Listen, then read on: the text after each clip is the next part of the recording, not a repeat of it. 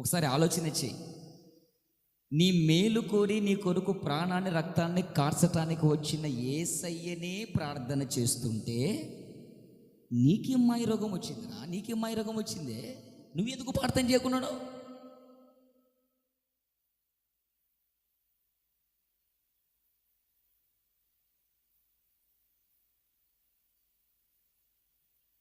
ఎందుకు ప్రార్థన జీవితాన్ని నిర్లక్ష్యం చేస్తున్నావు?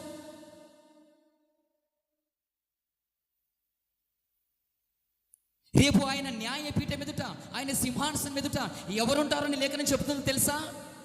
ప్రార్థన చేసే వారే ఆ గుంపులో ఉంటారట. ఆ గుంపు ఏంటంటే, ఆ గుంపు ప్రార్థన చేసే గుంపు. అంటే ప్రార్థన చేయకపోతే హల్లెలూయా, అర్థమవుతుందా? అక్కడేమో ప్రార్థన చేసే గుంపు ఉంది,